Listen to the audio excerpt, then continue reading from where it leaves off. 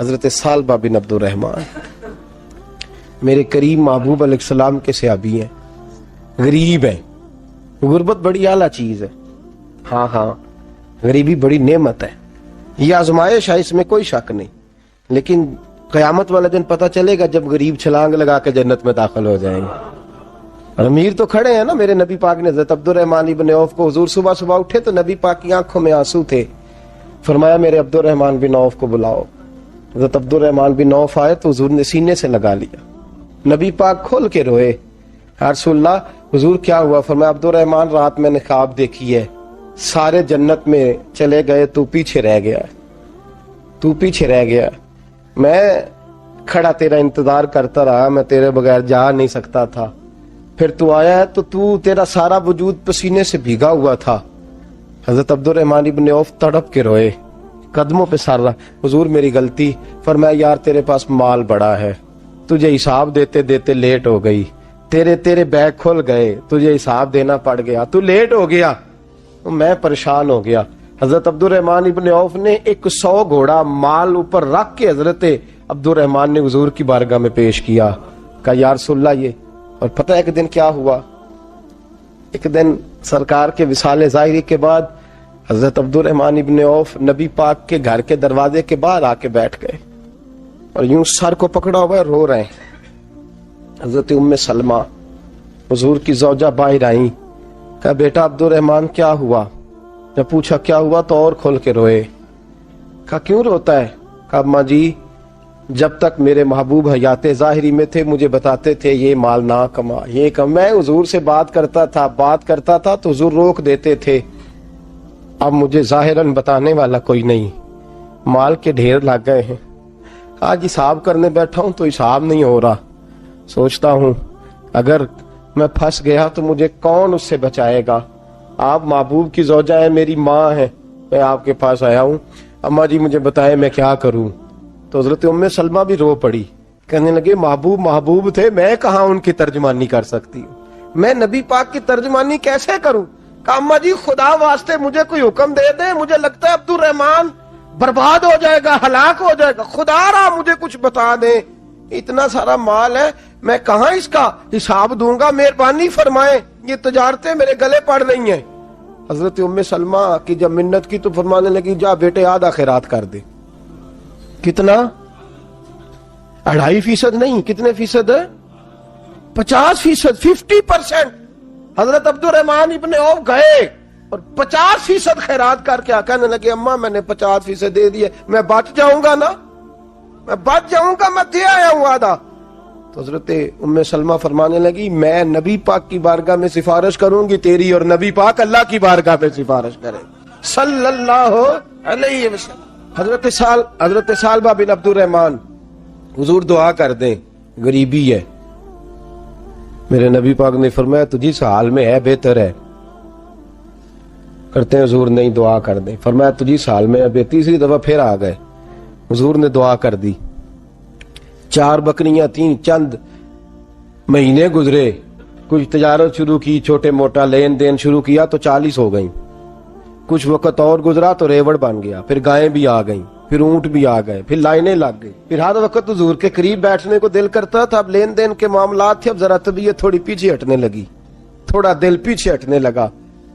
پہلے 5 نمازیں مسجد میں، پھر زور اثر کی چھٹی. میری طرف دیکھو اور دیکھو میں کیا عرض کر رہا ہوں. پھر زور اثر گئی، پھر کچھ وقت گزرا تو مغرب بھی گئی، پھر اتنی بڑی حویلی کوئی نہیں. پھر باہر جا کے مدینے سے ڈیرا لگا لیا، جمعے کے جمعے آتے.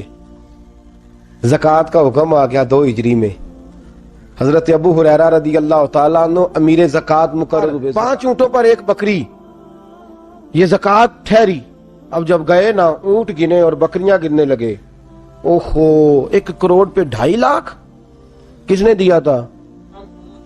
دعا کس نے فرمائی؟ اوہو اتنا، میرے پیسے بینک سے میسج آ جائے گا اتنے کم ہو گئے. اوہو بڑی مصیبت بنے گی. میرے تو خوشی ہوتی ہے جب آتے ہیں تو اب یہ والا میسج بھی چلے گا کہ اتنے مائنس ہو گئے. توبہ توبہ، پریشانی لگ گئی. بڑی طبیعت، انکار نہیں کیا.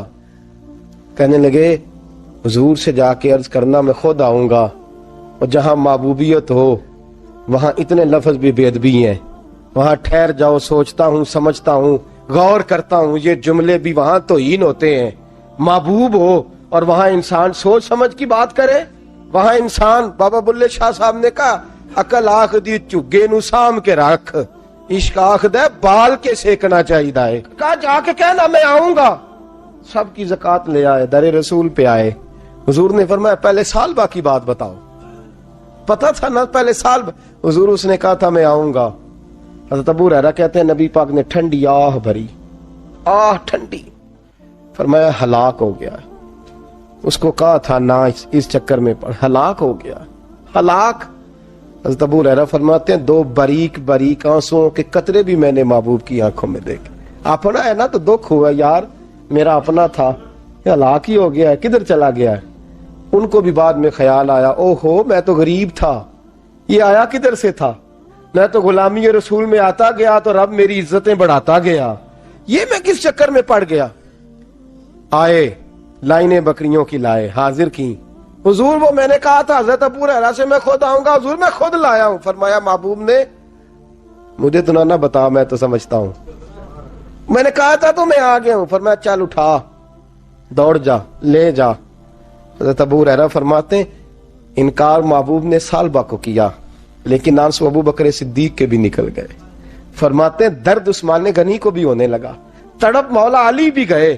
فرمایا جا لے جا، نہیں چاہیے تیرے پیسے۔ فرماتے ہیں سالبہ نے ہاتھ باندھے، کہا محبوبہ غلطی ہو گئی، حضور مجھے، فرمایا تجھے کہا نا تیرے نہیں چاہیے، نکل جا۔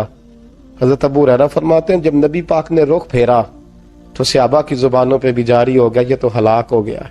کہتے ہیں مدینے میں قحط پڑ گیا، محبوب نے فرمایا بلال تو بھی آج لا، ایک خشک چھوارا حضرت بلال کا قبول ہو گیا۔ لیکن سالبہ لائنیں لگی یا مال کی، فرمایا جا لے جا، تیرا قبول نہیں ہے۔